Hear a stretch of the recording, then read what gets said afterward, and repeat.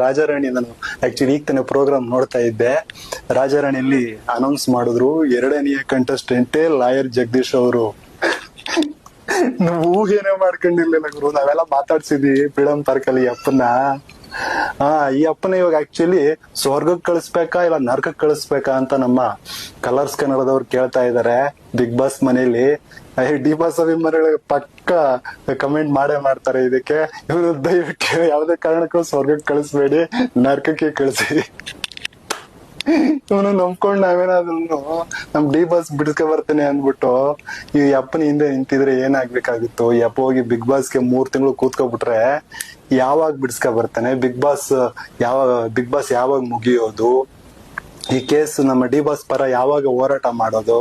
ಈ ಅಪ್ಪ ಹೊರಗಡೆ ಬರೋದ್ರೊಳಗಡೆ ಬಿಗ್ ಬಾಸ್ ಇಂದ ನಮ್ಮ ಡಿ ಬಾಸ್ ಅವರೇ ಹೊರಗಡೆ ಬಂದ್ಬಿಟ್ಟಿರ್ತಾರೆ ಜೈಲಿಂದ ಬೇಲ್ ತಕೊಂಡು. ರಾಜಾರಾಣಿ ನಾನು ಆಕ್ಚುಲಿ ಈಗ ತಾನೇ ಪ್ರೋಗ್ರಾಮ್ ನೋಡ್ತಾ ಇದ್ದೆ. ರಾಜಾರಾಣಿಯಲ್ಲಿ ಅನೌನ್ಸ್ ಮಾಡಿದ್ರು 2ನೇ ಕಂಟೆಸ್ಟೆಂಟ್ ಲಾಯರ್ ಜಗದೀಶ್ ಅವರು. ನಾವು ಊಹೆನೆ ಮಾಡ್ಕೊಂಡಿರ್ಲಿಲ್ಲ ಗುರು, ನಾವೆಲ್ಲ ಮಾತಾಡ್ಸಿದ್ವಿ ಫ್ರೀಡಂ ಪಾರ್ಕ್ ಅಲ್ಲಿ ಅಪ್ಪನ. ಈ ಅಪ್ಪನ ಇವಾಗ ಆಕ್ಚುಲಿ ಸ್ವರ್ಗಕ್ಕೆ ಕಳಿಸ್ಬೇಕಾ ಇಲ್ಲ ನರಕಕ್ಕೆ ಕಳಿಸ್ಬೇಕಾ ಅಂತ ನಮ್ಮ ಕಲರ್ಸ್ ಕನ್ನಡದವ್ರು ಕೇಳ್ತಾ ಇದಾರೆ ಬಿಗ್ ಬಾಸ್ ಮನೇಲಿ. ಡಿ ಬಾಸ್ ಅಭಿಮಾನಿಗಳು ಪಕ್ಕ ಕಮೆಂಟ್ ಮಾಡೇ ಮಾಡ್ತಾರೆ ಇದಕ್ಕೆ. ಇವರು ದಯವಿಟ್ಟು ಯಾವುದೇ ಕಾರಣಕ್ಕೂ ಸ್ವರ್ಗಕ್ಕೆ ಕಳಿಸ್ಬೇಡಿ, ನರಕಕ್ಕೆ ಕಳಿಸಿ.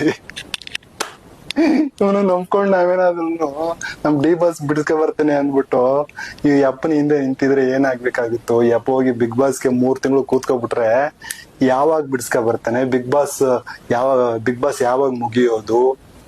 ಈ ಕೇಸ್ ನಮ್ಮ ಡಿ ಬಾಸ್ ಪರ ಯಾವಾಗ ಹೋರಾಟ ಮಾಡೋದು? ಈ ಅಪ್ಪ ಹೊರಗಡೆ ಬರೋದ್ರೊಳಗಡೆ ಬಿಗ್ ಬಾಸ್ ಇಂದ ನಮ್ಮ ಡಿ ಬಾಸ್ ಅವರೇ ಹೊರಗಡೆ ಬಂದ್ಬಿಟ್ಟಿರ್ತಾರೆ ಜೈಲಿಂದ ಬೇಲ್ ತಕೊಂಡು.